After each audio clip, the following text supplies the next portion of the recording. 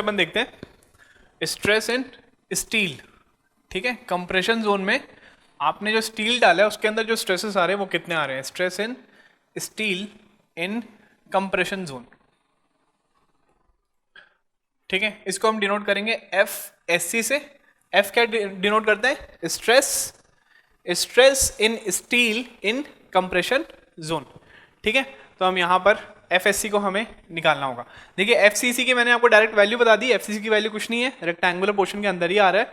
तो कॉन्क्रीट का कितना लेते हैं हम डिजाइन स्ट्रेंथ 0.45 एफ सी के, तो एफ सी सी आपका उतना ही हो जाएगा। एफ एस सी की अगर मैं बात करूंगा तो ये थोड़ा सा चैलेंजिंग रहेगा निकालने के लिए। तो यहाँ पर अगर मैं एफ एस सी की बात किया तो डिपेंड करता है कि आपने, देखिए स्टील निकाल रहे हैं हम, स्ट्रेस किस पे निकाल रहे हैं हम, स्टील पे निकाल रहे हैं। तो डिपेंड करता है कि आपने कौन से टाइप की स्टील ली है। अगर मैं यहाँ पर बात करूँ एफएससी की तो डिपेंड करता है कि आपने यहाँ पर माइल्ड स्टील लिया है कि आपने यहाँ पर H/SD बार लिया है। माइल्ड स्टील मतलब Fe250 की बात कर रहा हूँ मैं, और यहाँ पर Fe415 या 500 की बात कर रहा हूँ। तो दोनों पे आपको अलग अलग यहाँ पर स्ट्रेस इन स्टील देखने को मिलेगा। सबसे पहले अगर मैं बात करूँ माइल्ड स्टील की, आपने क्या लिया यहाँ पर, माइल्ड स्टील लिया है। ठीक है, हमें क्या निकालना है, हमें निकालना है स्ट्रेस निकालना है स्टील के अंदर। मतलब आप यहाँ पर जो स्टील के कारण, ये तो कंक्रीट का हो गया, साथ ही साथ इसमें क्या आएगा आपके पास, स्टील के कारण भी स्ट्रेस आएंगे।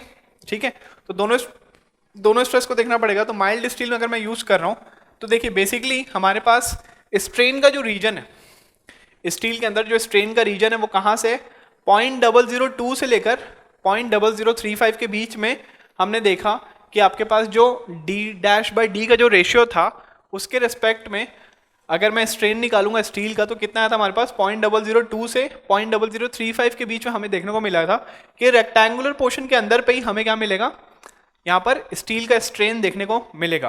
तो अगर मैं बात करूँ यहाँ पर जो स्ट्रेन जो है, स्ट्रेन की जो वैल्यू आई थी with the help of D' ratio के टर्म्स में, वो कितनी आई थी 0.002 से 0.0035 तक देखने को मिला था स्ट्रेन का कंप्रेशन स्टील में। ठीक है, लेकिन अगर मैं बात करूं कि आपके पास यील्डिंग के टाइम पे, at the time of yielding आपके पास जो स्ट्रेन होता है माइल्ड स्टील के अंदर, स्ट्रेन इन माइल्ड स्टील, तो वो कितना हो जाएगा आपके पास। अगर मैं स्ट्रेन निकाल रहा हूं माइल्ड स्टील के अंदर at the time of yielding मतलब आपके पास जो स्ट्रेस जो है वो कितना हो जाएगा 0.87 Fy हो जाएगा, अपॉन स्ट्रेन क्या हो जाएगा, stress upon modulus of elasticity of steel. ठीक है, स्ट्रेस क्या होता है आपके पास, strain into modulus of elasticity. तो स्ट्रेन कितना हो जाएगा आपके पास, stress upon modulus of elasticity of steel. तो इसकी वैल्यू अगर मैं पुट करूं यहाँ पर तो कितना हो जाएगा 0.87 इंटू Fy कितना ले लूंगा मैं 250 upon ES modulus of elasticity of steel की बात करूं तो कितना होता है वो 2 × 10⁵, 2 × 10⁵।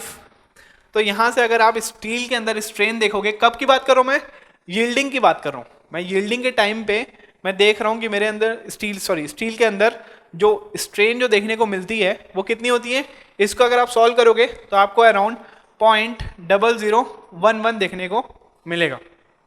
समझ में आ रहा है, मतलब माइल्ड स्टील जब यील्ड कर देगा तब आपके पास जो स्ट्रेन जो होगी उस टाइम पे, यील्डिंग के टाइम पे, वो स्टील के अंदर कितनी होगी 0.0011। ठीक है, इतने स्ट्रेन पे आपका माइल्ड स्टील क्या गया, यील्ड कर गया। लेकिन अगर मैं यहां पर बात करूं कंप्रेशन स्टील में, तो हमने कहां से रेंज स्टार्ट की 0.002 से लेकर 0.0035, मतलब 0.0011 से ज्यादा की स्ट्रेन में हम बात कर रहे हैं। अगर हम इस वाली स्ट्रेन की बात कर रहे हैं तो ये अपनी यील्डिंग स्ट्रेन को क्या कर दिया है, क्रॉस कर दिया है। मतलब अगर ये यील्डिंग स्ट्रेन को क्रॉस कर दिया है तो आपका जो माइल्ड स्टील के अंदर जो स्ट्रेस होगा वो यील्ड स्ट्रेस को क्या कर दिया है, क्रॉस कर दिया है। तो मतलब ये वाली वैल्यू कहां से आई थी हमारे पास, D' से आई थी। हमने D' को हमने जब देखा था 0.05 से 0.2 तक हमने जब देखा था तो हमें क्या मिला था, हमने देखा कि कंप्रेशन स्टील में जो स्ट्रेन है वो कितना आ रहा है आपके पास 0.002 से 0.0035 के बीच में आ रहा है। ठीक है, इसका मतलब आपके पास माइल्ड स्टील जो है, माइल्ड स्टील जो है वो क्या कर रहा है, आपके पास यील्ड करते आ रहा है एट इस पॉइंट पे, इस स्ट्रेन पे आपके पास माइल्ड स्टील क्या कर रहा है, mild steel reaches it's yield point. हमने देख लिया कि यील्ड स्ट्रेन कितना आया था 0.0011, और हम बात कहाँ से स्टार्ट करें 0.002 से, मतलब ये वाले स्ट्रेन को ऑलरेडी क्रॉस कर दिया, ये वाले स्ट्रेन को ऑलरेडी क्रॉस कर दिया, तो मतलब वहां पर क्या हो गया, वो अपने यील्ड स्ट्रेस पे पहुंच गया, यील्ड पॉइंट पे पहुंच गया है। तो इसीलिए हम जब भी माइल्ड स्टील लेते हैं तो हम माइल्ड स्टील के अंदर एफएससी की जो वैल्यू लेते हैं हम उसकी यील्ड स्ट्रेस लेते हैं, कितना 0.87 FY। ठीक है, मैंने आपको पहले बता दिया था कंक्रीट के अंदर जो यील्ड जो आपके पास स्ट्रेस होता है वो कितना होता है 0.446 FC के, लेकिन अगर मैं स्टील के अंदर बात करूंगा तो स्टील के अंदर जो यील्ड स्ट्रेस होती है वो कितनी होती है 0.87 इंटू FY। ये हमने डिस्कस कर लिया था मॉड्यूल नंबर 1 में, पूरे ग्राफ वगैरह के साथ मैंने बताया था। FY divide by partial safety factor कितना 1.15, तो कितना मिला था 0.87 इंटू FY। तो यहाँ पर ये समझ में आया कि जब आप माइल्ड स्टील ले रहे हो तो माइल्ड स्टील जो स्ट्रेन यील्ड के टाइम पे जो स्ट्रेन होती है वो ये होती है, तो और हम जो कंसिडर जो कर रहे हैं वो कहाँ से कर रहे हैं 0.002 से 0.0035 तक, 0.002 से 0.0035 तक कंसिडर कर रहे हैं। तो यहाँ के इस पॉइंट तक स्ट्रेन आने में वो क्या हो जाएगा, अपने यील्ड पॉइंट को क्रॉस कर देगा। तो हम यहाँ पर जो स्ट्रेस लेंगे माइल्ड स्टील के टर्म्स में हम वो कौन सा लेंगे, हम यहाँ पर यील्ड स्ट्रेस लेंगे माइल्ड स्टील का, तो कितना हो जाएगा एफएससी कितना हो जाएगा 0.87 इंटू FY। तो अगर मैं FY की वैल्यू कितनी पुट किया, FE 250, FY की वैल्यू मतलब कितनी 250 पुट करूंगा, तो आपका जो एफएससी की जो वैल्यू आएगी, एफएससी की जो वैल्यू आएगी वो हमेशा 0.87 इंटू 250 करोगे तो वो हम हमेशा 217.5 न्यूटन पर mm² आपको देखने को मिलेगा। चाहे कोई सा भी रेशियो d/d का 0.05 हो या फिर 0.1 हो, 0.15 हो या फिर 0.2 हो, हर केस में आपका माइल्ड स्टील में जो स्ट्रेस मिलेगा स्टील के अंदर कंप्रेशन जोन में वो कितना मिलेगा, हमेशा 217.5 MPa, मतलब 0.87 FY। क्यों, क्योंकि वो अपने यील्ड पॉइंट पे पहुंच गया है, क्योंकि हमने देखा यील्ड पॉइंट पे जो स्ट्रेन आ रहा है वो कितना आ रहा था, इस वाले वैल्यू से तो कम ही आ रहा था। तो यहाँ पर अगर रीच करने की बात करेंगे तो इस वैल्यू को क्रॉस कर देगा, तो मतलब अपने यील्ड स्ट्रेस के वो पहुंच चुका है अपने यील्ड पॉइंट तक। तो हमने यहाँ पर यील्ड स्ट्रेस लिया, तो एफएससी की वैल्यू माइल्ड स्टील के लिए हमेशा हमेशा हमेशा कितनी होगी 217.5। क्लियर, ये था आपके पास माइल्ड स्टील के बारे में जब मैं बात किया था। सेकंड, जब मैं HYSD के बारे में बात करूंगा, ठीक है, जब मैं बात कर रहा हूं HYSD बार्स के बारे में, ठीक है, तो स्ट्रेन हम कहां से कहां तक हम कंसीडर करते हैं, D' कहां से कहां तक है 0.05 से 0.2 तक, और इसके रिस्पेक्टिव अगर आप स्ट्रेन निकालेंगे तो कहां से कहां तक आ रहा था 0.002 से 0.0035, 2 से 0.0035 तक स्ट्रेन देखने को मिल रहा था। ठीक है, लेकिन अगर मैं बात करूं HYSD बार्स के बारे में बात करूं तो मैंने आपको एक क्लॉज बताया था, वो क्या था आपके पास, टू रीच या फिर to attain the yield stress that is 0.87 FY, the minimum strain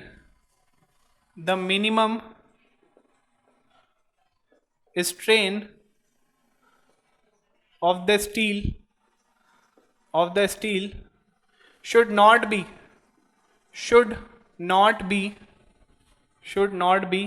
less than कितना बताया था मैंने 0.002 प्लस 0.87 FY अपॉन ES।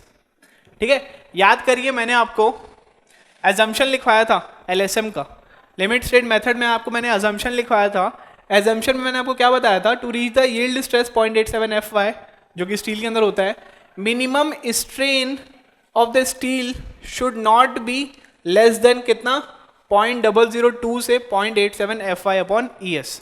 तो अगर मैं यहाँ पर HYSD बार्स के बारे में बात करूँ, ठीक है, यहाँ पर मैं क्या कर रहा हूँ HYSD बार्स के बारे में बात कर रहा हूँ, तो सबसे पहले यहीं पे लिखते हैं Fe415 लिख रहा हूँ मैं, Fe415 लिख रहा हूँ। और ये क्या है हमारे पास, ये वाली जो वैल्यू है ये क्या है हमारे पास, स्ट्रेन मिनिमम है। मिनिमम स्ट्रेन जो है वो ये वाली वैल्यू होती है, मैंने आपको पहले बताया था। मिनिमम जो स्ट्रेन जो होता है वो ये वाली वैल्यू होती है। आपके पास अगर यील्ड स्ट्रेस की बात करें तो इससे ऊपर ही आपके पास स्ट्रेन होनी चाहिए। तो अगर मैं Fe415 के बारे में बात करूं तो Fy की वैल्यू मैं कितनी पुट करूंगा, मिनिमम की बात करूं तो कितना हो जाएगा 0.002 प्लस 0.87 Fy की जगह कितना पुट करूं मैं 415 अपॉन ES कितना होता है 2 इंटू 10⁵। तो ये वाली वैल्यू अगर आप देखोगे तो ये वाली वैल्यू आपके पास 0.0038 के अराउंड आएगी। सिमिलरली फॉर Fe500 अगर आप देखेंगे तो ये वाली जो वैल्यू है, मिनिमम जो वैल्यू है वो कितना हो जाएगा आपके पास 0.0041 के नियर अबाउट आपको देखने को मिलेगा। ठीक है, तो ये क्या था आपके पास। अब यहां पर आप देखिए कि यील्ड स्ट्रेस पहुंचने के लिए 0.87 Fy यील्ड स्ट्रेस पहुंचने के लिए HYSD बार अगर आप 415 ले रहे हो तो मिनिमम स्ट्रेन कितना होना चाहिए 0.0038 और 500 में आपके पास मिनिमम स्ट्रेन कितना होना चाहिए आपके पास 0.0041। इतना आपके पास मिनिमम स्ट्रेन होना चाहिए, तभी वो क्या होगा यील्ड स्ट्रेस में पहुंच पाएगा आपका जो बार है। लेकिन यहां पर अगर आप देखेंगे ये कितना है 0.0038, ये कितना है 0.0041। लेकिन अगर आप strain in steel in compression zone में देखेंगे तो हमारे पास लिमिट कितनी होती है 0.002 से लेकर 0.0035। ये कहां से आई है D' के रेशियो से हमें देखने को मिला है। तो अगर मैं Fe415 की बात करूं तो कितना है 0.0038, तो ये तो इसको क्रॉस कर दिया 0.0035 को। सिमिलरली 0.0041 Fe500 के लिए बात करें तो वो भी इस रेंज को क्रॉस कर दिया। तो आप मेरे को एक बात बताइए, सिंस ये वाली रेंज को क्रॉस कर दिया और ये क्या था मिनिमम स्ट्रेन था, मतलब मिनिमम अगर यील्ड स्ट्रेस में आने के लिए आपके पास इतना स्ट्रेन तो होना ही चाहिए, तो वो वाले स्ट्रेन पे हम पहुंचे नहीं, तो क्या ये यील्ड स्ट्रेस पे पहुंचेगा। तो क्या आपके पास HYSD बार आपके पास यील्ड स्ट्रेस में पहुंचेगा। जैसे कि आपका माइल्ड स्टील आपका यील्ड स्ट्रेस में पहुंच गया था, HYSD बार आपका यील्ड स्ट्रेस में पहुंचेगा क्या, नहीं। तो यहां पर आपके पास FSC की अगर मैं बात करूं, FSC की बात करूं वो हमेशा लेस देन होगा किससे 0.87 Fy से। ठीक है, क्यों, क्योंकि आपका जो मिनिमम जो स्ट्रेन जो है, ठीक है, यील्ड स्ट्रेस में पहुंचने के लिए वो कितना है आपके पास 0.0038 और 0.0041। और हमारे पास जो रेंज है वो कितनी है 0.002 से लेकर 0.0035, मतलब इसका 35 रेंज मैक्सिमम है। हमारे पास कितना रहा है 38 और 41, तो वो रेंज को पार कर दिया। तो मतलब हमारे पास जो यील्ड स्ट्रेस था वो पहुंच नहीं पाएगा, इसके अंदर का जो स्ट्रेस है HYSD बार का वो पहुंच नहीं पाएगा, वो हमेशा इससे क्या होगा कम होगा। तो ये वाला पॉइंट आपका इंपॉर्टेंट होगा। तो अगर मैं यील्ड स्ट्रेस की बात करूं 0.87 Fy की बात करूं Fe415 के लिए, Fe415 के लिए बात करूं तो कितना हो जाएगा, कैलकुलेट करके बताइए मुझे।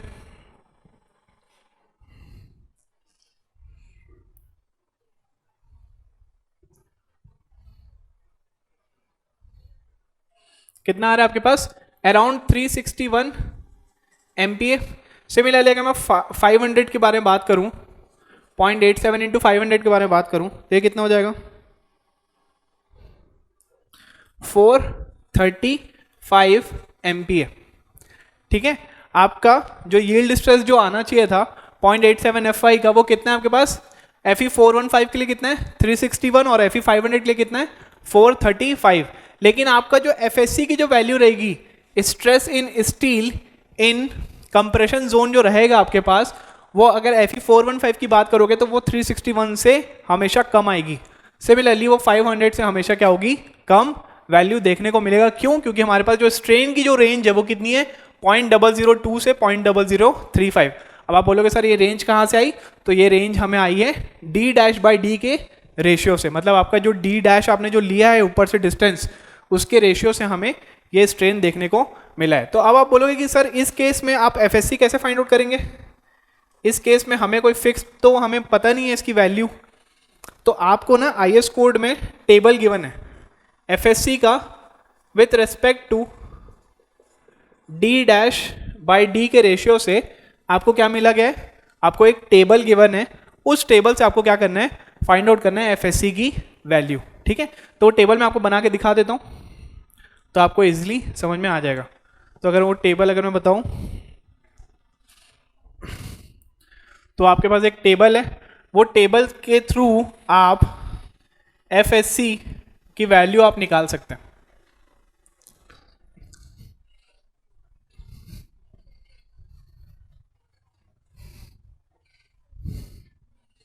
ठीक है, तो आपको यहाँ पर आपके पास ग्रेड दिया रहेगा स्टील का, और यहाँ पर आपके पास डी डैश बाई डी का क्या दिया रहेगा आपको, रेशियो। सबसे पहले एफ ई 250 के बारे में बात करते हैं। ये होगा आपके पास एफ ई 415 और आपके पास एफ ई 500, और यहाँ पर अगर मैं बात करूँ तो सबसे पहले 0.05, 0.10, 0.15 और 0.2।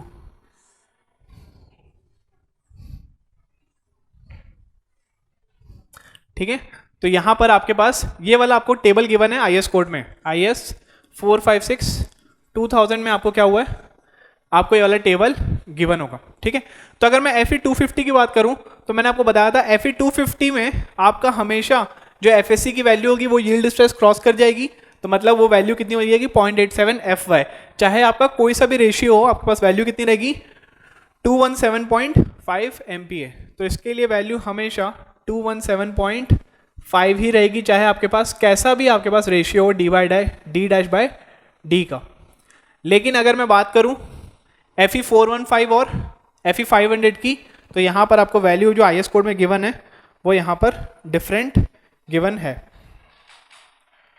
तो वैल्यू मैं लिख लेता हूँ। तो अगर मैं सबसे पहले बात करूँ इसकी, तो इसकी वैल्यू गिवन है 355, दिस इज 352। ठीक है, ये टेबल आपको याद नहीं करना है, ये टेबल आपका आईएस 456 में गिवन है। जब भी आप डब्ल्यू रिइंफोर्स निकालोगे आप अपना आईएस कोड खोलना तो आपको ये वाला टेबल मिल जाएगा। ठीक है, कोई दिक्कत नहीं रहेगी इसमें। ये वाली वैल्यू है 342.4, मैं आईएस कोड से देख के ही बता रहा हूँ, this is 329.1। Similarly F E 500 की बात करूँ तो ये कितना हो जाएगा 424, दिस इज 411। ये वाली वैल्यू कितनी है 395, और ये वैल्यू है आपके पास 370। ठीक है, आपको करना क्या है, जब भी आप एफएससी निकालना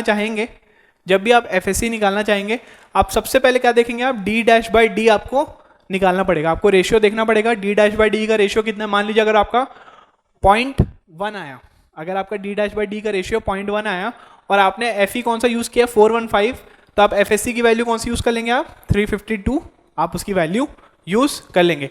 देखिए हमेशा आप देखिए, मैं अभी आपको जो समझा रहा था, एफ ई 250 में आपके पास जो सारे रेशियो की जो वैल्यू है वो कितनी आई है 217.5, मतलब 0.87 FI कितना है 217.5। लेकिन अगर मैं एफ ई 415 की बात करूं, एफ ई 415 की बात करूं तो मैंने आपको बताया था कि इसका अगर मैं यील्ड स्ट्रेस की बात करूंगा मतलब कितना 0.87 FI लूंगा, तो एफ ई 415 के लिए जो कितना होता है वो आपके पास 0.87 इंटू 415 करेंगे तो 361 होता है, 361। और मैंने बोला HYSD में आपके पास जो FSC रहेगा वो लेस देन 0.87 FI रहेगा, मतलब लेस देन कितना रहेगा वो 361। तो आप देख लीजिए सारी वैल्यूज जो रहेगी वो लेस देन कितनी है 0.87 FYI है, मतलब इस केस के लिए 361 से क्या है सारी वैल्यू कम है। सिमिलरली अगर मैं एफ ई 500 की बात करूंगा तो एफ ई 500 में आपके पास जो यील्ड स्ट्रेस है 0.87 इंटू 500 वो कितना है 435। तो मैंने आपको बोला है HYSD बार में सारी आपके पास जो वैल्यू रहेगी वो लेस देन रहेगी 0.87 इंटू FY। तो कितना था 435, तो देखिए सारी वैल्यू लेस देन कितनी है 435 से कम है। ठीक है, तो आप इसमें जब भी आप FSC निकालेंगे HYSD बार के लिए तो आप क्या कर लेना, सबसे पहले D dash by D calculate कर लेना, मैं क्वेश्चन करवाऊंगा। जो वैल्यू आएगी और जो भी ग्रेड का आप बोलोगे वो वाली वैल्यू आप चूज कर लेना। अगर मान लीजिए आपका D डैश बाई डी, मान लीजिए आपका कितना है 1.12 आया, आपके पास कितना आया, मान लीजिए यहाँ पर आपके पास आया 0.12 FE 415 के लिए, तो ये दोनों के वैल्यू के बीच में आपके पास क्या करेगी, वो वैल्यू होल्ड करेगी। आप इंटरपोलेशन से वाली वैल्यू निकाल लेना तो आपको FSC आपको वहाँ से मिल जाएगा। क्लियर? तो FSC निकालने के लिए डिपेंड करता है कि आपके पास जो ग्रेड ऑफ जो स्टील है वो कौन सा है। अगर आपके पास HYSD है तो आपको एक टेबल से निकालना पड़ेगा। ये टेबल आपका IS कोड में गिवन है, कोई आपको दिक्कत नहीं रहेगी। कैसे निकालेंगे? सबसे पहले D-D आप निकालेंगे और D-D के रेशियो से इस टेबल पे मैच करके आपको FSC की वैल्यू निकाल लेनी है। अगर माइल्ड स्टील गिवन है तो वहाँ पर Fe250 का जो माइल्ड स्टील की जो वैल्यू होती है यील्ड स्ट्रेंथ की, सीधा 0.87 इंटू FI करेंगे तो कितना मिल जाएगा? 217.5। तो डायरेक्ट अपन वहाँ से पुट कर सकते हैं। चलिए एक बार फिर से रिवाइज कर लेते हैं। सबसे पहले हमने क्या देखा? हमने देखा कि जो D- जो होता है वो D- आपके पास रेशियो के टर्म में गिवन होता है, मतलब D-D के टर्म्स में आपको गिवन होता है, ठीक है। और वो वाला जो आपके पास जो रेंज होती है वैल्यू की, वो कितनी होती है? 0.05 से लेकर 0.2 तक। और उसके रेस्पेक्ट में अगर आप एक स्ट्रेन निकालेंगे एप्सिलॉन SC तो उसकी जो वैल्यू आती है वो कितनी आती है? 0.002 से लेकर 0.0035 तक। इसका मतलब आपका जो स्टील जो है वो जनरली आपका कहाँ पे लाई करता है? आपका रेक्टेंगुलर ब्लॉक के अंदर। तो स्ट्रेन हमने देख लिया था। नेक्स्ट मैंने आपको बताया था, सिंस यहाँ पर स्ट्रेस जो था सिंगली रिइंफोर्स्ड बीम में हम सिर्फ स्ट्रेस इन कंक्रीट कंसीडर करते थे, लेकिन हमें यहाँ पर डबली रिइंफोर्स्ड बीम में स्ट्रेस इन कंक्रीट तो देखना ही देखना है कंप्रेशन जोन में, साथ ही साथ हमें क्या देखना है? स्ट्रेस इन स्टील देखना है कंप्रेशन जोन में। स्ट्रेस इन कंक्रीट को मैंने आपको डिनोट किया था FCC से। तो अगर वो रेक्टेंगुलर ब्लॉक के अंदर आ रहा है तो FCC कितना हो जाएगा? 0.45 इंटू FCK।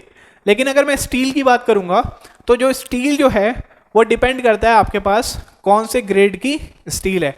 अगर वो माइल्ड स्टील है Fe250 तो उसके पास जो वैल्यू रहेगी FSC की वो कितनी हो जाएगी? 217.5। लेकिन अगर मान लीजिए HYSD बार है 415 या 500 तो उसकी जो वैल्यू रहेगी आप इस टेबल से निकाल सकते हैं। ये वाला टेबल आपको IS कोड में गिवन है, बस आपको D-D का रेशियो पता होना चाहिए। जो रेशियो आएगा और जो ग्रेड ऑफ स्टील जो रहेगा आप वहाँ से FSC की आप वैल्यू निकाल लेंगे, ठीक है। तो समझ में आया जनरल DRB का, डबली रिइंफोर्स्ड बीम का, सारी चीज़ें कंसेप्ट। इसके बाद अपन देखेंगे एनालिसिस वाला पार्ट, ठीक है। एनालिसिस में हम देखेंगे जो फोर्सेस वगैरह जो आ रही है, जैसे सिंगली रिइंफोर्स्ड बीम में कंप्रेशन फोर्स, टेंशन फोर्स का एनालिसिस मैंने आपको बताया था। सिमिलरली मोमेंट और रेजिस्टेंस भी निकाले थे। यहाँ पर भी आपको कंप्रेशन फोर्स, टेंशन फोर्स निकालना पड़ेगा और आपको मोमेंट और रेजिस्टेंस भी बताना पड़ेगा। सिंगली रिइंफोर्स्ड बीम में सिर्फ एक ही कंप्रेशन फोर्स आती थी, कौन सी? 0.36 FCK B इंटू XU। किसके कारण? कॉन्क्रीट के कारण, ठीक है। और टेंशन कितना आता था आपके पास? 0.87 FY इंटू AST। लेकिन यहाँ पर डबली रिइंफोर्स्ड बीम में जो आपके पास जो कंप्रेशन जो फोर्स आएगी वो सिर्फ कंक्रीट के कारण नहीं आएगी, अब वो कंक्रीट प्लस स्टील के कारण भी यहाँ पर कंप्रेशन फोर्स देखने को मिलेगा। चलिए उसके बारे में भी अपन बात कर लेते हैं। चलिए एनालिसिस देखेंगे इसका। एनालिसिस करने का मतलब क्या होता है? बेसिकली एनालिसिस करने का मतलब ये है कि आप उसके अंदर फोर्सेस के बारे में बात करेंगे, उसके अंदर हम बात करेंगे उसके मोमेंट और रेजिस्टेंस के बारे में। तो यहाँ पर अगर मैं सबसे पहले एनालिसिस के बारे में बात करूँ तो सबसे पहले मैं यहाँ पर निकालूंगा कि हमने ये जो डायग्राम तो हमने बना लिया था, इस पर हम देखेंगे कि सबसे पहले जो कंप्रेसिव फोर्स है वो कंप्रेसिव फोर्स कैसे कैसे आ रही है। दूसरी चीज़ हम देखेंगे यहाँ पे टेंसाइल फोर्स कैसे आ रहा है। और तीसरी चीज़ हम यहाँ पे बात करेंगे कि जो मोमेंट जो जनरेट हो रहा है, मोमेंट और रेजिस्टेंस जो आ रहा है डबली रिइंफोर्स्ड बीम का, वो कैसा आपके पास यहाँ पे देखने को मिलेगा, ठीक है। तो यहाँ पे मैंने डायग्राम तो बना लिया था। सबसे पहले बात करते हैं यहाँ पर कंप्रेसिव फोर्स के बारे में, ठीक है। तो यहाँ पर मैं बात करता हूँ कंप्रेसिव फोर्स के बारे में। डबली रिइंफोर्स्ड बीम में पेन तो अच्छा नहीं है,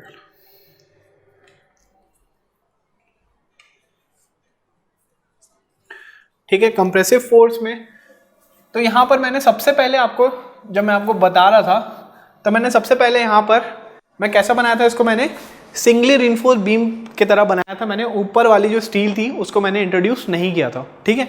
फिर सेकेंड टर्म में मैंने आपको बताया था कि जो डिफरेंस जो आ रहा है मोमेंट का, MU और MU लिमिट का जो डिफरेंस आ रहा था 50 किलोन्यूटन मीटर का, फिर उसके लिए फिर हमने क्या किया था, यहाँ पर स्टील को हमने यहाँ पर कंप्रेशन साइड में हमने ऐड किया था, ठीक है। तो अगर मैं सबसे पहले बात करूँ, हमें निकालना है compressive forces, compressive force in doubly reinforced beam. तो यहाँ पर अगर मैं इसको मैं डिनोट कर रहा हूँ C से, तो यहाँ पर जो आपके पास जो टोटल जो कंप्रेसिव फोर्स है वो दोनों के कारण आएगा। दोनों मतलब किसके कारण? Compressive force due to concrete in compression zone, और बात करेंगे आपके पास compressive force due to steel in compression zone. तो यहाँ पर आपके पास जो टोटल जो कंप्रेसिव फोर्स रहेगा वो क्या रहेगा आपके पास, CC और CS का क्या रहेगा, समेशन रहेगा। CC क्या है आपके पास, compressive force due to concrete, ठीक है। यहां पर आप लिख सकते हैं नेग्लेक्टिंग स्टील रीइंफोर्समेंट, ठीक है। नेग्लेक्टिंग क्या करेंगे हम यहाँ पर, स्टील रीइंफोर्समेंट को हटा के। क्यों, क्योंकि देखिए सबसे पहले मैंने जो डायग्राम आपको बना के दिखाया था उसमें मैंने यहाँ पर ऊपर का मैंने यहाँ पर स्टील नहीं डाला था, सिर्फ मैंने यहाँ पर नीचे में मैंने आपके बार्स डाल के मैंने आपको एनालिसिस करके बताया था। फिर बाद में MU लिमिटिंग के लिए किया था मैंने, पहले सिंगली रिइंफोर्स बीम बनाया था, फिर बाद में क्या हुआ था आपके पास जो डिफरेंस जो आया था MU लिमिट के कारण, उसके कारण हमने क्या किया था, यहाँ पर स्टील को हमने यहाँ पर इंट्रोड्यूस किया था, और इसके कारण जो कंप्रेसिव फोर्स आएगी वो क्या होगी हमारे पास, CS होगी।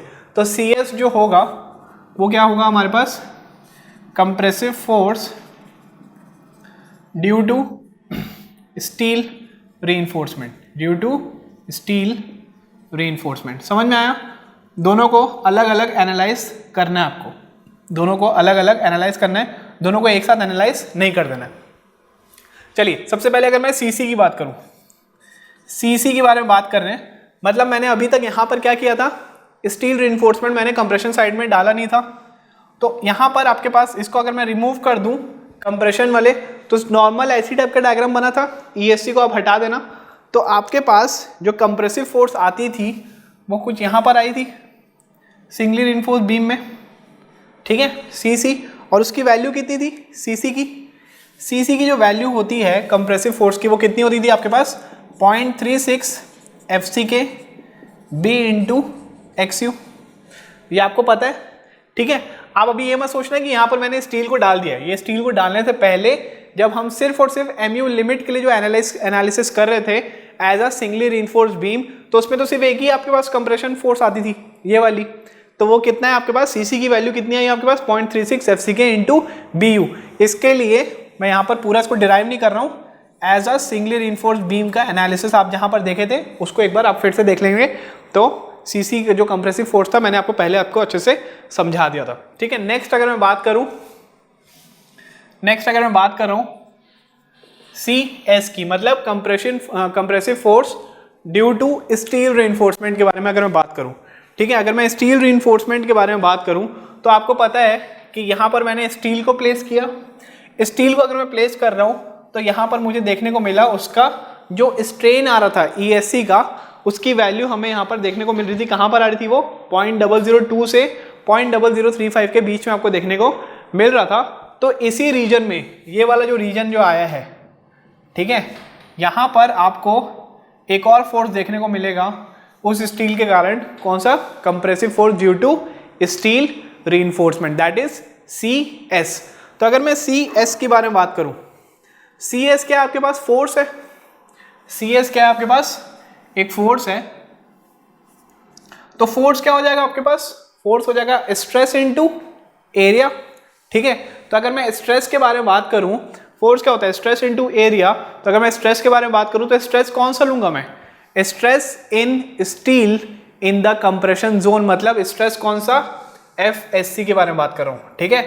हमने FSC मैंने इसलिए आपको एनालिसिस के पहले मैंने अच्छे से बता दिया था, FSC क्या आपके पास, stress in steel in the compression zone into area क्या हो जाएगा आपके पास, कौन सा एरिया हो जाएगा, आप जो यहाँ पर जो आप एरिया जो डाले हो रीइंफोर्समेंट का, जो आप रीइंफोर्समेंट जो डाल रहे हो कंप्रेशन जोन में, तो area of steel in the compression zone, ये दो रीइंफोर्समेंट मैंने जो डाला है, 2 3 4 5 जितनी भी होगी आपके पास, तो वो क्या हो जाएगा आपके पास, FSC इंटू ASC। फोर्स क्या होता है आपके पास, स्ट्रेस इंटू एरिया, ठीक है।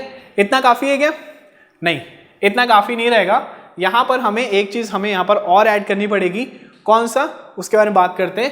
तो मैंने यहाँ पर लिखा स्ट्रेस इनटू एरिया, तो मैंने लिख लिया, लेकिन यहाँ पर एक चीज और देखेंगे कि जैसी मैं क्या कर रहा हूँ, पहले तो मैंने सिंगली रिइंफोर्स बीम का मैंने आपको बता दिया था, CC हमने कैलकुलेट कर लिया। नेक्स्ट में क्या कर रहा हूँ, जो बचा जो डिफरेंस जो था मोमेंट का कितना 50 किलोन्यूटन मीटर का, जो मैंने एग्जाम्पल लेके आपको जो बता रहा था, उसके लिए क्या कर रहा था मैं, यहाँ पर मैं बोला कि मैं 2 टोक और मैं क्या कर रहा हूँ, स्टील को ऐड कर रहा हूँ, ठीक है। कंप्रेशन जोन में मैं क्या कर रहा हूँ, उस कॉन्क्रीट के अंदर दो स्टील को मैं क्या कर रहा हूँ और उसमें प्लेस कर रहा हूँ, ठीक है, इस वाले केस के हिसाब से। तो पहले क्या था, सिंपल सा सिंगली रिइंफोर्स बीम था जिसके कारण हमारे पास क्या आया था, सीसी आया था।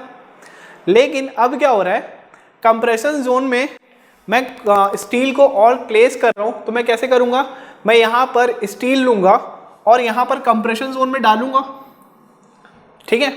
तो कंप्रेशन जोन में डालूंगा तो जितना एरिया स्टील का होगा, जितना एरिया स्टील का होगा उतना एरिया कंक्रीट तो बाहर आ जाएगा ना, उतना एरिया का जो कंक्रीट जो था पहले में सिंगली रिइंफोर्स बीम में वो क्या हो जाएगा, हट जाएगा, माइनस हो जाएगा। क्योंकि ऐसा तो है नहीं कि मैं इसके ऊपर डाल दे रहा हूँ, जो आपके पास जो सिंगली रिइंफोर्स बीम था मैंने उसके ऊपर पे और ऐड कर दिया, ऐसा नहीं है। मैं इसके अंदर इंसर्ट करूंगा ना इस सेक्शन के अंदर, तो मैं जितना मैं उसके अंदर इंसर्ट करूंगा तो जितना उसका एरिया रहेगा, जितना उसका एरिया रहेगा स्टील का, कंक्रीट का उतना एरिया क्या हो जाएगा, माइनस हो जाएगा। तो मैं वहां से कंक्रीट के कारण जो कंप्रेसिव फोर्स जो आ रही है मैं वहां से क्या कर दूंगा, उसको माइनस कर दूंगा। तो अगर मैं माइनस करूं कंक्रीट के कारण, तो मैं यहां पर लिख सकता हूं कि आपके पास जो एरिया जो है वो कितना एरिया अलग होगा, आपके पास जो एरिया जो है वो कितना अलग होगा आपके पास, जितना आपने एरिया स्टील का ही डाला है। तो माइनस में क्या लिख दूंगा यहाँ पर, ASC इनटू और कंप्रेसिव फोर्स मतलब कंक्रीट का कंप्रेसिव फोर्स, तो मतलब इनटू क्या हो जाएगा ये, इनटू FCC। समझ में आया क्या मैं क्या बोला, एक बार फिर से मैं रिपीट करता हूँ।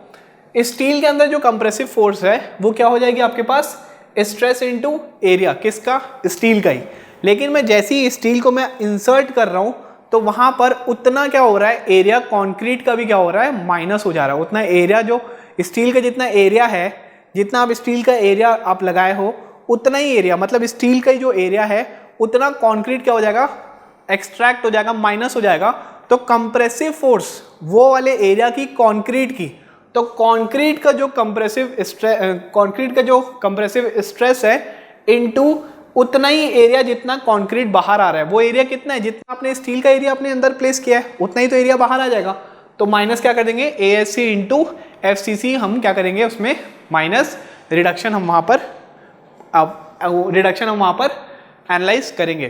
तो यहाँ से अगर मैं CS की वैल्यू बोलूँ तो CS की वैल्यू कितनी हो जाएगी, ASC into FSC minus FCC, जहाँ पर आपको पता है CS की वैल्यू कितनी हो जाएगी, ASC into FSC minus 0.45 into FCK, क्योंकि FCC कितना होता है हमारे पास, FCC क्या था हमारे पास, stress in concrete in the compression zone. तो वो कितना होता है हमारे पास, रेक्टेंगुलर पोर्शन के अंदर ही आता है, तो कितना होता है हमारे पास FCC 0.45 इंटू FCK। तो ये वाली जो वैल्यू है वो किसकी है आपके पास, CS की है। तो टोटल आपके पास जो कंप्रेसिव फोर्स जो रहेगी C, वो किसके किसका रहेगी, CC प्लस CS के बराबर रहेगी।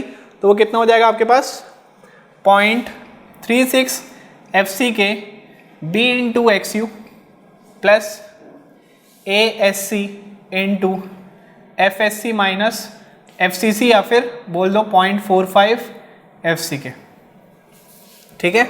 तो ये क्या है आपके पास, डबली रीइंफोर्स्ड बीम में आपके पास जो कंप्रेसिव फोर्स जो आ रही है, डबली रीइंफोर्स्ड बीम में जो कंप्रेसिव फोर्स आ रही है वो कितनी आ रही है आपके पास, C equals to 0.36 FCK B into XU plus ASC into FSC minus 0.45 FCK।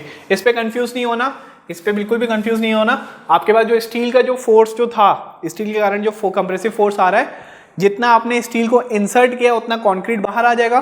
तो वो जो कंक्रीट के अंदर कंप्रेसिव फोर्स जो होगी उसको हम माइनस कर देंगे। तो कंक्रीट के अंदर कंप्रेसिव फोर्स मतलब कंक्रीट की जो कंप्रेसिव फोर्स है वो stress in concrete into area of concrete जो होगा, जो बाहर आ रहा है, वो एरिया ऑफ कंक्रीट किसके बराबर होगा, जितना स्टील का जो एरिया जितना अंदर जा रहा है तो वो ASC के बराबर ही होगा, ठीक है। तो CS कितना हो जाएगा, FSC into ASC minus ASC into FCC, और FCC क्या होता है आपके पास 0.45 इंटू FCK। समझ में आया। तो ये क्या था आपके पास, this was your compressive force, बहुत ज़्यादा इंपॉर्टेंट है। चलिए, तो यहाँ पर अपन बात तो कर लिए, नेक्स्ट अपन देखते हैं टेंसाइल फोर्स के बारे में। टेंसाइल फोर्स आपको पता है कि यहाँ पर टेंसाइल फोर्स जो आएगी T कितनी होती है, वो 0.87 इंटू FY इंटू AST। अब AST में अगर मैं बात करूँ तो पहले मैंने यहाँ पर तीन ही रीइंफोर्समेंट डाला था। जब मैं सिंगली रीइंफोर्स बीम अगर मैं डिस्कस कर रहा था तो मैंने यहाँ पर 3 ही रीइंफोर्समेंट डाला था। अगर मैं उसको AST1 बोल दूँ, उसको मैं क्या बोल दूँ, अगर AST1 बोल दूँ, और यहाँ पर मैंने उसके बाद आप देखे थे कि मैंने एक रीइंफोर्समेंट मैंने यहाँ पर और ऐड किया था, इसको मैं बोल दे रहा हूँ AST2। तो आपके पास जो टेंसाइल जो फोर्स होगी वो कितनी हो जाएगी, 0.87 Fy AST1 plus 0.87 Fy AST2। तो वैसे इसका मतलब एक ही होगा 0.87 Fy इंटू AST, जहाँ पर AST क्या है आपके पास, टोटल आपके पास एरिया ऑफ रीइंफोर्समेंट है इन द टेंशन जोन। तो इतना ज़्यादा कोई ऐसे वैल्यू होल्ड नहीं करता है। जब भी आप निकालेंगे मोमेंट ऑफ रेजिस्टेंस जनरली आप कंप्रेशन के एंड से ही आप निकालते हैं, ठीक है। तो ये कितना हो जाएगा आपके पास 0.87 Fy इंटू AST। तो ये था आपके पास tension force in doubly reinforce beam, ठीक है। अब आते हैं अपन बात करते हैं यहाँ पर मेन जो है वो है लीवर आर्म। लीवर आर्म के बारे में अगर मैं बात करूँ, इसको अलग से लिख देंगे, नहीं तो चलिए इसको अलग से लिख देते हैं, इसको मैं अलग से ही लिख देता हूँ, इजी पड़ेगा आप लोग को।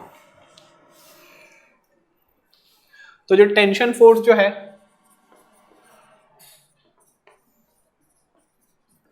उसको आप लिख लीजिए T equals to 0.87 Fy AST1 plus 0.87 Fy into AST2, मतलब वही हो जाएगा T इक्वल्स टू कितना 0.87 Fy इंटू AST। चलिए ये तो बात हो गई। अब अपन बात करते हैं लीवर आर्म के बारे में। लीवर आर्म क्या होता है आपके पास, मैंने आपको पहले बताया था, कंप्रेसिव फोर्स और टेंसाइल फोर्स के जो बीच की जो डिस्टेंस होती है। तो यहाँ पर कंक्रीट के कारण अगर मैं बात करूँ तो एक ये वाली लीवर आर्म मिलेगी, ठीक है। तो यहाँ पर अगर मैं लीवर आर्म के बारे में बात करूँ तो ये लीवर आर्म कितनी होती है, ये ऊपर से कितने डिस्टेंस पे होता है। अगर मैं सिंगली रीइंफोर्स बीम के बारे में बात करता हूँ तो लीवर आर्म कितना होता है, D माइनस 0.42 इंटू XU, हमने डिस्कस कर लिया है सिंगली रीइंफोर्स बीम में। नेक्स्ट अगर मैं एक और लीवर आर्म के बारे में बात करूं तो ये वाली फोर्स के कारण होगा। तो देखिए ऊपर वाले डिस्टेंस कितना है हमारे पास, ऊपर वाला डिस्टेंस है हमारे पास D डैश। टोटल जो डिस्टेंस है टॉप मोस्ट से लेकर यहां तक का जो डिस्टेंस है वो है इफेक्टिव डेप्थ स्मॉल d। तो ये वाली डिस्टेंस कितनी हो जाएगी, D माइनस D डैश। ये वाली डिस्टेंस कितनी है, D डैश। टोटल डिस्टेंस है स्मॉल d, तो ये वाली जो डिस्टेंस होगी वो कितनी हो जाएगी, small d minus small d dash. तो लीवर आर्म आपका बात करेंगे, लीवर आर्म ZC कंक्रीट के कारण जो आपके पास आ रहा है वो कितना आ रहा है, D minus 0.42 into XU। Similarly steel के कारण आपके पास जो आ रहा है वो कितना आ रहा है कंप्रेशन जोन में, D माइनस D डैश। तो अगर मैं मोमेंट ऑफ रेजिस्टेंस के बारे में बात करूं, अगर मैं किसके बारे में बात करूं, मोमेंट ऑफ रेजिस्टेंस के बारे में बात करूं, तो मोमेंट ऑफ रेजिस्टेंस क्या होता है आपके पास, C इंटू जेड, या फिर टेंशन जोन से अगर मैं बात करूंगा तो कितना हो जाएगा, T इंटू जेड। तो यहां से अगर मैं मोमेंट ऑफ रेजिस्टेंस के बारे में बात कर रहा हूं, मोमेंट ऑफ रेजिस्टेंस, ठीक है। तो अगर मैं कंप्रेशन जोन से निकाल रहा हूं तो कितना हो जाएगा ये, C into Z.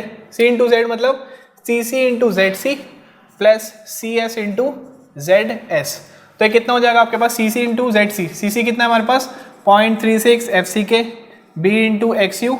Liver arm कितना है हमारे पास, D माइनस 0.42 इंटू XU, ठीक है, प्लस CS कितना है हमारे पास, ASC into FSC minus 0.45 FCK into ZS कितना है हमारे पास, D माइनस D डैश। तो ये क्या है हमारे पास, ये है हमारे पास total moment of resistance. This is your moment of resistance from the compression zone. तो आपको दुनियादारी सब भूल जाइए, आपको बस अल्टीमेटली जो आपको याद रखना है, वो क्या है आपके पास, ये वाला फॉर्मूला क्या है आपके पास, moment of resistance from the compression zone. Similarly अगर मैं टेंशन जोन से बात करूंगा तो कितना हो जाएगा आपके पास 0.87 Fy AST1 into lever arm कौन सा, ये वाला फर्स्ट वाला, plus 0.87 Fy AST2 into lever arm कौन सा, सेकंड वाला। लेकिन आप टेंशन जोन से मत निकालिएगा, आप जनरली कहाँ से निकालेंगे, आप कंप्रेशन जोन से ही निकालना प्रेफर करेंगे, ठीक है। तो सारी वैल्यूज आपको गिवन होगी, सब आपको पता होगा, बस एक मुद्दा रहेगा आपको एफएससी निकालने का। और एफएससी निकालने का मैंने पूरा तरीका मैंने आपको इसके पहले आपको बता दिया था, जिसमें आपको डी डैश बाई डी वाले जो रेशियो से आपको क्या करना पड़ेगा, आपको टेबल में देखना पड़ेगा, अगर HYSD बार हो या फिर जो भी हो, वो टेबल से देख के आप क्या कर सकते हो, एफएससी की वैल्यू आप इजीली क्या कर सकते हो, वहाँ से फाइंड आउट कर सकते हैं। ठीक है, अगर आप यूनिवर्सिटी में पढ़ रहे हैं अभी, अगर आप कोई यूनिवर्सिटी में पढ़ रहे हैं अभी, आप कॉलेज गोइंग स्टूडेंट है, तो वहाँ पर अगर आपके पास आरसीसी सब्जेक्ट है इस सेमेस्टर, तो डायरेक्ट एनालिसिस से थ्योरी क्वेश्चन भी आता है। ठीक है, देखिए आरसीसी जो है वो ऐसा नहीं है कि आपके पास सिर्फ न्यूमेरिकल ही आएगा। यूनिवर्सिटी पॉइंट ऑफ व्यू में आरसीसी आपके पास जो एनालिसिस वाला जो पार्ट होता है ना, वो न्यूमेरिकल से ज़्यादा होता है, इंपॉर्टेंट होता है। आपको जो एनालिसिस है वो ज़्यादा मार्क्स से आपको पूछे जाते हैं कंपैरेटिवली, वो इसके टर्म्स में न्यूमेरिकल अगर पूछेंगे तो। ठीक है, तो एनालिसिस वाला जो पार्ट है आपको बहुत अच्छे से पढ़ के जाना होता है, वो बहुत ज़्यादा इंपॉर्टेंट होता है। तो मैंने बहुत ही सिंपल तरीके से मैंने आपको पूरा एनालिसिस आपको समझाने की कोशिश की है। ठीक है, आई होप आपको ये पूरा जितना भी मैंने बताया आपको समझ में आया होगा। कहीं पर अगर आपको कोई भी डाउट आता है ना, तो आप बिल्कुल इसमें कमेंट करके आप वहाँ पूछा करिएगा। मैं हर एक कमेंट को गो थ्रू करता हूँ, हर एक कमेंट को। अगर आप देख रहे होगे कभी आपके कमेंट पे लाइक है, तो 100% बता रहा हूँ मेरा ही लाइक होगा। ठीक है, मैं हमेशा केयर करता हूँ कि मैं जो भी पढ़ा रहा हूँ वो आप तक वो पहुँच रहा है कि नहीं पहुँच रहा है। जो भी आप फीडबैक जो देते हो बहुत ज़्यादा इंपॉर्टेंट होता है हम लोग सबके लिए, सिर्फ मेरे लिए नहीं, सारे फैकल्टीज ही करते हैं ऐसा। बहुत ज़्यादा डेडिकेटेड रहते हैं हम लोग अपने काम पे लेके, कि जो पढ़ा रहे हैं वो आप लोग को समझ में आ रहा है कि नहीं आ रहा है। आप बिल्कुल कमेंट करिए, कहीं पर अगर आपको डाउट होगा तो मैं आपको रिप्लाई करके बताऊंगा कहाँ पर प्रॉब्लम आ रही होगी। ठीक है, तो ये था आपके पास analysis of Dabali reinforced beam. एक न्यूमेरिकल अगर देख लेंगे तो और ज़्यादा क्लियर हो जाएगा। बाकी एनालिसिस इतना है, तो आप कोई सा भी पार्ट आप कर सकते हैं डबली रिइंफोर्स्ड बीम से। ठीक है, चलिए क्वेश्चन देखते हैं। यहाँ पर आपको बोला गया डबली रिइंफोर्स्ड बीम आपको दी गई है। आपको यहाँ बोला गया find the moment of resistance of a section as in the figure by using LSM। Grade of concrete आपको दे दिया गया है M20, मतलब FCK की जो वैल्यू है वो कितनी है, ये आपके पास 20 MPa, और FY जो दिया गया है वो कितना है आपका 415 MPa। ठीक है, नेक्स्ट यहाँ पर आपको देखिए, यहाँ पर आपको यहाँ पर D डैश की वैल्यू दे दी गई है, इफेक्टिव डेप्थ भी आपको दिया गया है। तो D डैश की वैल्यू आपको दे दिया गया है कितना 40 mm। ठीक है, और आपको यहाँ पर इफेक्टिव डेप्थ आपको दे दिया गया है कितना, दिस इज योर 460 mm। ठीक, चलिए नेक्स्ट आपको टेंशन में आपके पास स्टील आपको दिखा दी गई है, और आपको ASC भी आपको दिखा दिया गया है। ASC कितना है आपके पास 216 mm के बाहर है, और AST कितना है आपके पास 225 mm के बाहर है। इसका अपन एरिया निकाल सकते हैं, वो अपन बाद में निकाल के देख लेंगे। क्लियर, और यहाँ से आपके पास चलिए ठीक है, ये क्या है आपके पास कवर है। मोमेंट ऑफ रेजिस्टेंस निकालना है मुझे डबली रिइंफोर्स्ड बीम में। तो सबसे पहले मैं क्या देख लूँगा, सबसे पहले मैं देख लेता हूँ FSC के बारे में देख लेता हूँ। ठीक है, मैं यहाँ पर क्या निकाल लेता हूँ, FSC के बारे में निकाल लेता हूँ। FSC का वैल्यू मैंने कैसे बताया था, FSC की वैल्यू हम निकालते हैं विद द हेल्प ऑफ, मैंने क्या बोला था, D डैश बाई D के रेशियो से। ठीक है, D डैश बाई D के रेशियो से हमें निकालना पड़ेगा। तो अगर मैं D डैश बाई D का अगर मैं रेशियो देखूँ तो कितना आ जाएगा हमारे पास 40/460। ठीक है, तो हो जाएगा 4/46। इसकी वैल्यू आप देखिए कितनी आएगी,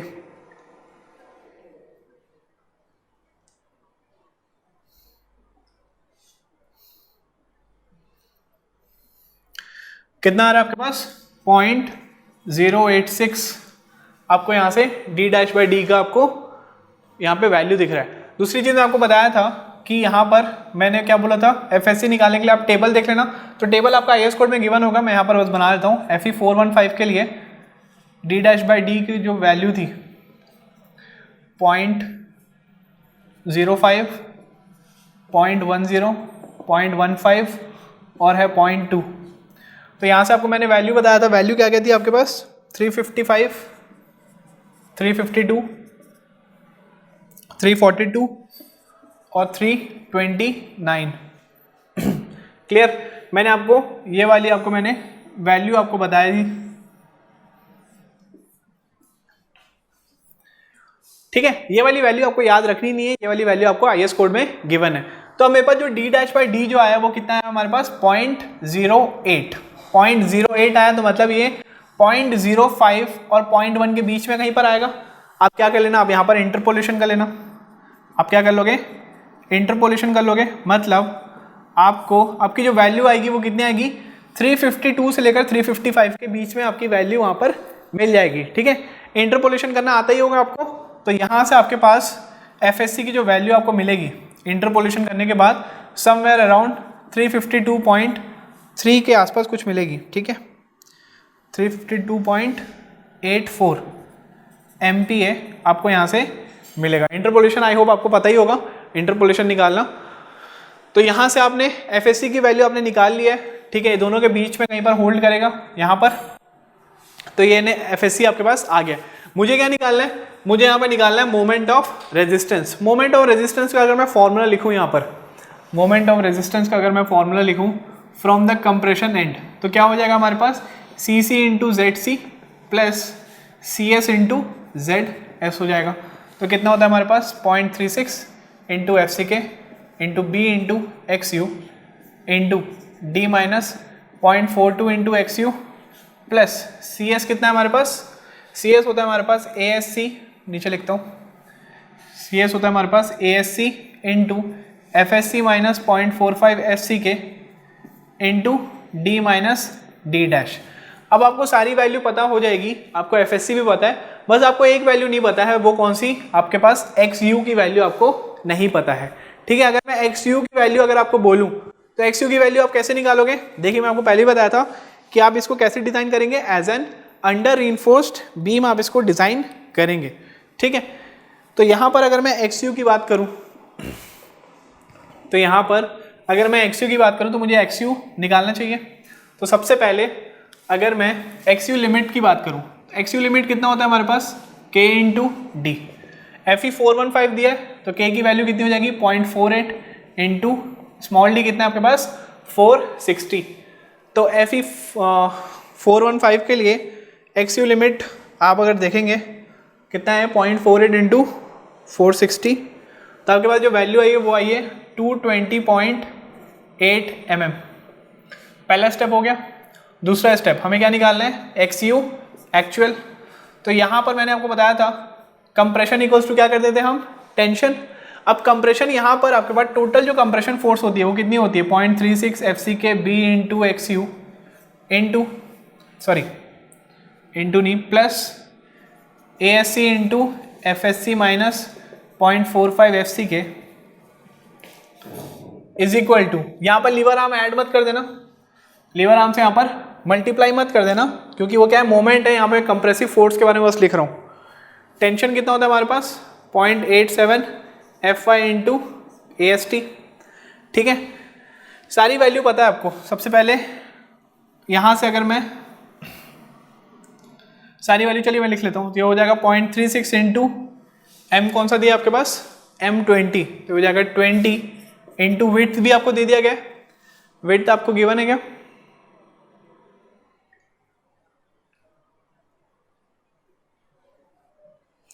ठीक है, मैं यहाँ पे विड्थ लिखा नहीं था, विड्थ ना यहाँ पर 230 आपको गिवन है, 230 mm आपको गिवन है यहाँ पर विड्थ।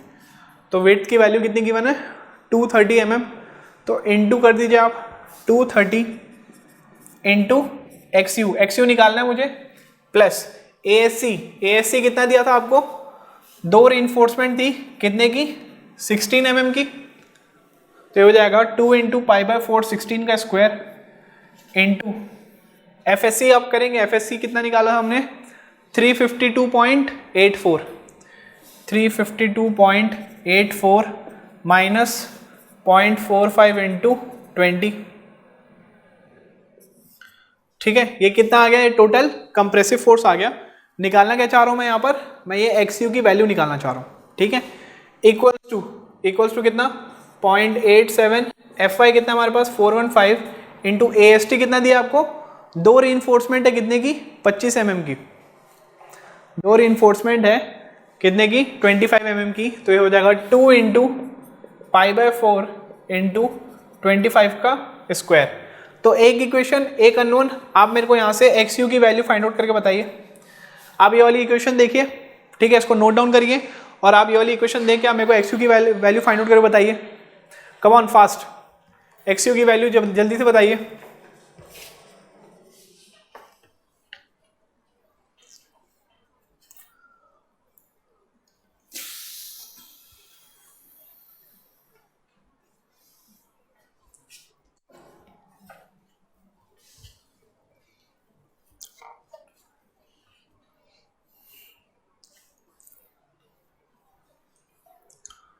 चलिए कितना है एक्स यू, एक्स यू की वैल्यू आपके पास आई होगी कुछ 130.5 mm, ठीक है। एक्स यू लिमिट कितना आया था आपके पास 220.8, तो आप यहाँ पे देख रहे हैं कि एक्स यू क्या है आपके पास लेस देन है एक्स यू लिमिट से, तो मतलब मैं इसको कैसे डिज़ाइन करूँगा, इसको मैं डिज़ाइन करूँगा अंडर इनफोर्स सेक्शन की तरह।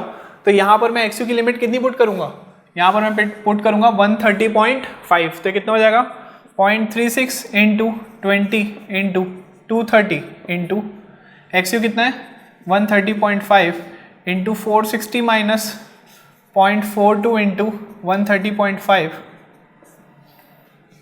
प्लस ए एस सी कितना है हमारे पास 2 इंटू π/4 इंटू 16 का square into F S C कितना आया था हमारे पास 352.84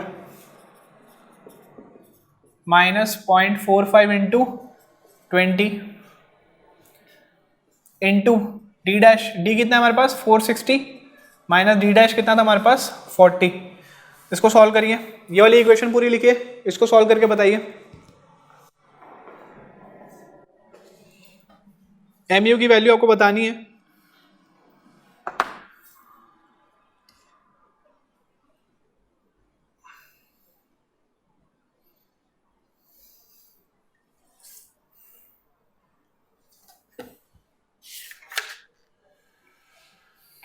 कितना है आपके पास मोमेंट, कितना है आपके पास 145.65 किलो न्यूटन मीटर, ठीक है। तो आपको समझ में आया क्वेश्चन कैसे सॉल्व करना है, सेम वैसे ही सॉल्व करना है जैसे आपने सिंगली रिइंफोर्स्ड बीम को सॉल्व किया था। बस होगा क्या यहाँ पर, सिंगली रिइंफोर्स्ड बीम में भी पहले आप एक्स यू लिमिट निकालते थे, उसके बाद आप एक्स यू निकालते थे, आप चेक करते थे कि आपके पास जो अंडर रिइंफोर्स्ड आ रहा है कि बैलेंस्ड आ रहा है कि ओवर रिइंफोर्स्ड आ रहा है। तो यहाँ पर आपने जैसे देखा, बस आपका जो मोमेंट ऑफ रेजिस्टेंस का जो फॉर्मूला था वो क्या हो गया आपके पास चेंज हो गया डब्ल्यू रिइंफोर्स्ड बीम में। तो मैंने मोमेंट ऑफ रेजिस्टेंस का फॉर्मूला लिखा, इसमें एक टर्म आपको नहीं पता था कौन सा, एफएससी का। एफएससी हम कैसे निकालेंगे, with the help of table. तो ये टेबल आपको गिवन है आईएस कोड में, बस इंटरपोलेट कर लेना, डी डैश बाई डी का रेशियो निकाल लेना, वहाँ से आपके पास एफएससी की ये सारी जो वैल्यू है किसकी वैल्यू है, एफएससी की वैल्यू है, वहाँ से आप एफएससी की वैल्यू निकाल लेना। ये वाली वैल्यू और एक्स यू की जो वैल्यू आई है उसको प्लेस कर देना मोमेंट ऑफ रेजिस्टेंस में, आपके पास मोमेंट ऑफ रेजिस्टेंस का फॉर्मूला, आपको फाइनल जो वैल्यू है मोमेंट ऑफ रेजिस्टेंस की वो मिल जाएगी, ठीक है। तो इस टाइप से क्या करेंगे आप, डब्ल्यू रिइंफोर्स्ड बीम के क्वेश्चंस को आप अटेम्प्ट करेंगे। तो ये था आपके पास डब्ल्यू रिइंफोर्स्ड बीम। इसका एनालिसिस वाला जो पार्ट है, इसका जो एनालिसिस वाला पार्ट है वो कंपैरेटिवली ज़्यादा इंपॉर्टेंट है इसके न्यूमेरिकल वाले पार्ट से, ठीक है। एनालिसिस वाला पार्ट ज़्यादा पूछ सकता है, एज अ कन्वेंशनल क्वेश्चन आपसे पूछ सकता है कि उसका पूरा एनालिसिस करके बताओ डब्ल्यू रिइंफोर्स्ड बीम का। तो उसमें आपको पूरा उसके कंप्रेसिव फोर्स, उसका टेंसाइल फोर्स, उसका मोमेंट ऑफ रेजिस्टेंस, उसमें एफएससी, एफसीसी, स्ट्रेन, ये सारी चीज़ें आपको बतानी पड़ेगी। तो ये था आपके पास डब्ल्यू रिइंफोर्स्ड बीम के बारे में। तो यहाँ पर आपका लेक्चर खत्म होता है, अपन मिलते हैं नेक्स्ट लेक्चर में। Thank you for watching this video, all the best.